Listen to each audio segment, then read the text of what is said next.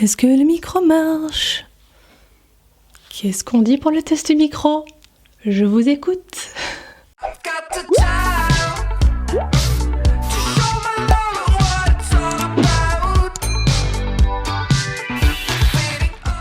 Hello les amis, j'espère que vous allez bien. Aujourd'hui on se retrouve pour une nouvelle vidéo déco. Je vais être votre décoratrice rien que pour vous. Je vais vous coacher mes abonnés comme je faisais en fait des coachings à distance avec des clients. Je me suis dit mais pourquoi pas le faire pour mes abonnés, parce qu'en fait c'est vrai que je reçois de temps en temps des demandes de votre part, des messages où vous me demandez des conseils sur la déco, les couleurs, les meubles, enfin peu importe, mais c'est vrai que même si c'est juste 2 ou 3 questions, moi il faut que je me penche quand même sur le sujet pour pas vous répondre n'importe quoi ou juste vous répondre ah mais ça et ça va pas. Même pour une simple couleur je suis obligée, si je veux vraiment vous aider, me pencher sur la question, et malheureusement ça prend du temps, enfin voilà. Et je me suis dit mais pourquoi pas en fait de temps en temps sélectionner quelques questions, quelques personnes, donc là j'en ai 6-7 il me semble, et répondre en vidéo, faire le coaching en vidéo, parce qu'en fait vous vous retrouverez forcément dans un des cas que je vais présenter par la suite, donc ça peut au final aider beaucoup plus de personnes. Dites-moi si le concept vous plaît, si jamais n'hésitez pas à mettre un énorme like si vous voulez plusieurs vidéos comme ça. Honnêtement j'ai de quoi faire hein, parce que j'avais envie de tout sélectionner, malheureusement je suis désolée j'ai pas pu prendre tout le monde forcément. Mais je pense que je vais garder tout de côté les photos que vous m'avez envoyées, tout ça, et faire plusieurs vidéos.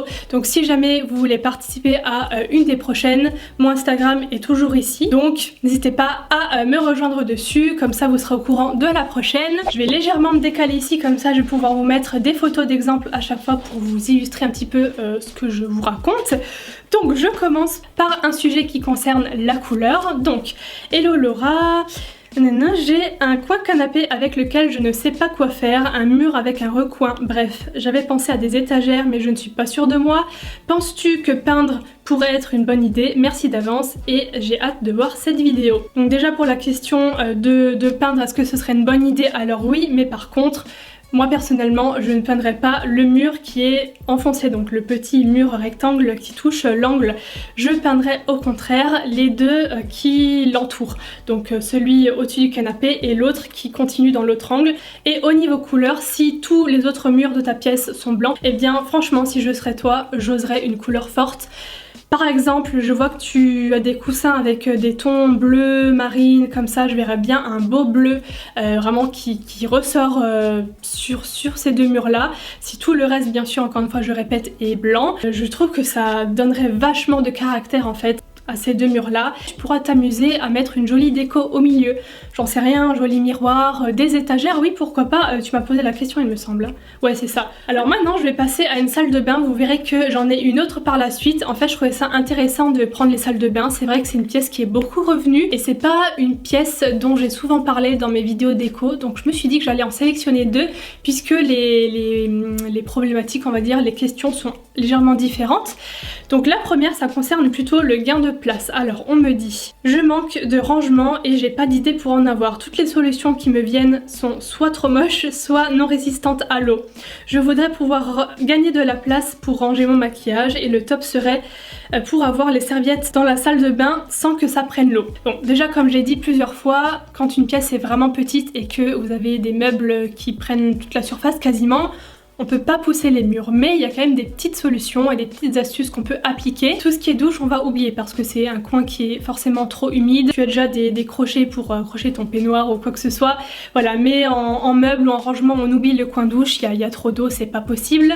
Donc j'ai un petit peu étudié ta photo, j'ai pas les mesures donc c'est vrai que c'est compliqué pour pouvoir évaluer les distances, tout ça, mais sur le mur où tu as ton sèche-serviette, à côté, juste avant la porte, est-ce que tu arriverais pas à caser une toute petite colonne, parce qu'il existe vraiment des colonnes très très fines. Alors oui, peut-être que la porte du coup n'irait plus jusqu'au bout, mais est-ce que c'est vraiment un critère méga important si tu manques vraiment de rangement?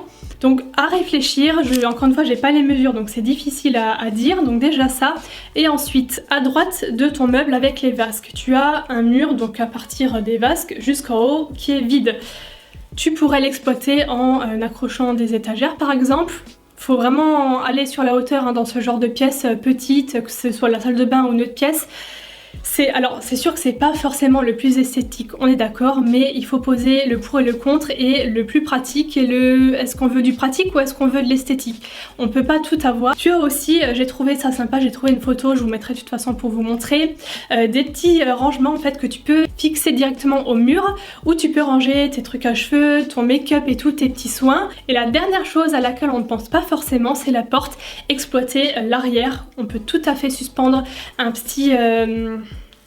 j'ai oublié le mot, mais ces espèces d'étagères là qu'on suspend en haut avec un petit crochet pour ranger par exemple tes serviettes. J'ai trouvé des modèles avec des paniers, enfin des rangements assez grands à l'arrière pour pouvoir enrouler tes serviettes et les mettre dedans. Encore une fois, je le rappelle, côté pratique, côté esthétique, c'est sûr, mais là, vu ton message, je pense que tu as besoin de rangement. Donc. Maintenant, je vais passer à l'autre salle de bain. Donc, salut Laura, je réponds à ta story sur la déco intérieure. Alors, en ce moment, ce qui me concerne, j'aimerais beaucoup ton aide sur ma salle de bain. Tout d'abord, je t'envoie les photos pour que tu vois l'ampleur du désastre. Elle n'est plus du tout au goût du jour et j'aimerais vraiment faire un gros changement. Le carrelage a un sous-ton très rose, les vasques sont roses. Par contre, tu as une grande surface de salle de bain, donc franchement, tu as de la chance, elle est immense ta salle de bain. Donc comme tu souhaites un gros changement et remettre cette pièce au goût du jour, la première chose que je te conseillerais de faire, c'est déjà de repeindre ton carrelage.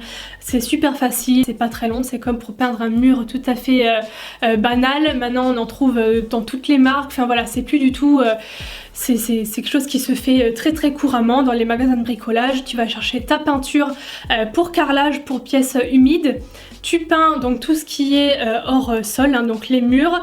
Je crois que tes vasques sont également en carrelage de ce même carrelage, donc oui. Alors je te conseillerais d'opter pour une couleur proche du blanc pour donner de la lumière déjà à la pièce et ça fera ressortir ces vasques et ta baignoire qui sont un peu d'un rose poudré. Alors les vasques, la baignoire ça se peint aussi, mais personnellement si je m'imagine maintenant cette pièce avec les murs blancs, tout ça, ça me choque pas. Justement je trouve que ça donne la touche de couleur, la touche un petit peu fille, tout ça. Enfin voilà, c'est pas non plus un rose fuchsia hyper pétard là. Le sol c'est quand même plus compliqué donc j'y toucherai pas. Et ensuite pour continuer dans le relooking de la pièce que tu peux changer, c'est tous ces éléments comme le rideau de douche, les petits accessoires, le porte-savon, le truc à brosse à dents, tout ça, un joli tapis.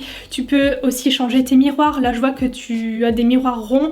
Maintenant c'est très tendance en plus en ce moment tout ce qui est miroir rond, mais dans une touche un peu plus moderne avec un contour peut-être doré, enfin voilà. Essayez de trouver des petites choses comme ça qui pourront moderniser un petit peu ta salle de bain, un joli panier à linge, enfin voilà. Après ça joue que à des petits détails. Maintenant je passe à une chambre, ça concerne la couleur d'un mur derrière un lit. Donc suite à ta story, j'aimerais mettre en valeur ce mur avec de la couleur mais je ne sais pas quoi mettre. Alors ce genre de message j'en ai reçu plein. Je me suis dit que vous serez peut-être plusieurs dans ce cas là à regarder la vidéo, donc peut-être que ça pourra vous aider. La pièce a l'air d'être blanche partout, encore une fois j'ai que cette vue là donc je sais pas comment sont les murs autrement, mais je pense que tous les murs sont blancs.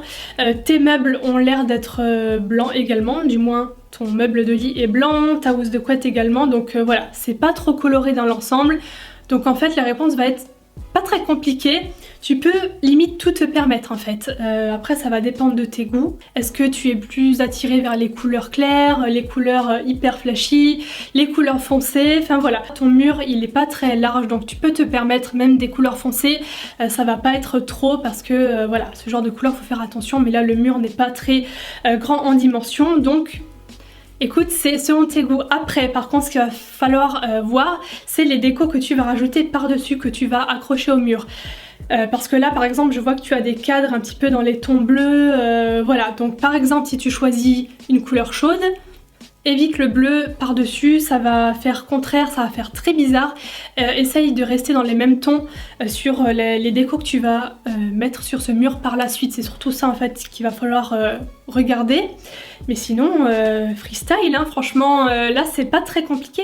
Alors maintenant, on va parler du sujet qui est le plus revenu parmi tous les messages que j'ai reçus. C'est le problème de réchauffer une pièce, rendre une pièce plus cocooning, plus agréable, voilà, dans l'ambiance, tout ça. Donc là, j'ai regroupé 3 personnes parce que les cas sont dans le même thème mais quand même différents. Bonjour, c'est pour la vidéo de mercredi. C'est ma chambre qui est bien vide et dans laquelle j'ai du mal à me sentir bien aussi parce qu'elle est vide. Comment je pourrais la rendre plus douillette au cocooning. Alors cette faute là je la vois à chaque fois les gars, c'est pas cocooning, c'est cocooning parce que c'est un cocon avec des lumières ou des plaids. Merci d'avance, j'espère que les photos iront. Ensuite, l'autre personne me dit bien le bonjour, j'espère que ton confinement se passe bien. Oui. Alors je t'envoie des photos de ma chambre, elle est exposée au nord, donc pas de soleil et je la trouve trop froide.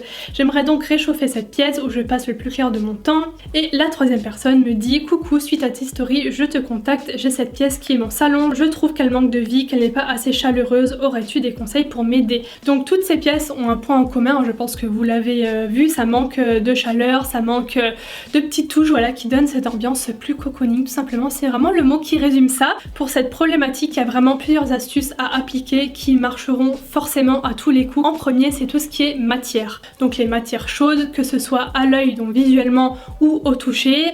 Il y a déjà tout ce qui est matière naturelle, que ce soit la laine, le lin, toutes ces matières voilà, qui quand on les regarde, on se sent déjà bien. Vous voyez ce que je veux dire? Les tapis, enfin voilà tout ça. Et aussi le bois, on l'oublie souvent parce que c'est une matière beaucoup plus brute, mais le bois est classé dans les matières chaudes. Donc concernant ça, n'hésitez pas à ajouter un petit tapis, des petits coussins, un petit plaid dans un panier. Deuxième chose à appliquer pour réchauffer une pièce, c'est multiplier les éclairages. Et c'est vrai que dans les photos que vous m'avez envoyées, il y a une lampe ou deux mais ça s'arrête là et en fait ça va vraiment apporter ce côté chaleur, que ce soit par des bougies, même si vous les allumez pas. La bougie ça fait penser, on a l'image en tête donc ça réchauffe. Les guirlandes c'est super joli, ça fait beaucoup plus intimiste, voilà. En plus tu as des poutres sur la première chambre, ça ferait super joli, je vous verrais trop une belle guirlande comme ça sur cette poutre là, des petites lampes de table comme ça, même si c'est juste décoratif comme en fait, vous voyez ma petite lampe rose là, ça éclaire rien mais c'est juste comme ça histoire de donner une petite touche de lumière. Et la troisième chose qui fonctionne très bien, c'est un peu la règle des 3 finalement, c'est la couleur des murs. Attention, je vous dis pas de peindre tous les murs de votre chambre, mais par exemple celui derrière votre lit ou derrière votre bureau, peu importe, un mur c'est déjà bien de le peindre selon comment votre chambre est éclairée, exposée, nord, sud, voilà, s'il y a beaucoup de lumière ou pas qui rentre, vous pouvez carrément vous permettre une couleur foncée. Je vous l'ai déjà dit plusieurs fois mais j'ai un gros faible pour ce genre de couleur, je trouve que ça donne un cachet, un charme supplémentaire à une pièce et ça ajoute ce côté un petit peu, ouais vraiment cocon je trouve, et dans une chambre c'est super beau, mais vous n'êtes pas obligé de mettre du foncé. Si vous voulez mettre une autre couleur claire ou comme ça, allez-y aussi. Choix personnel, j'opterais plutôt pour une couleur chaude pour le coup si vous choisissez du clair, parce que choisir par exemple un bleu clair, ça accentuerait le côté froid et c'est pas ce qu'on veut. Là on cherche de la chaleur, voilà tout ça, donc si vous choisissez une couleur claire, plutôt partir sur une couleur chaude. Et je vais terminer avec ce dernier message qui me dit: je voulais savoir ce que tu pensais de cette pièce au niveau des couleurs et tout, et de l'emplacement avec le meuble couleur chocolat, je ne sais pas, il y a quelque chose qui me dérange.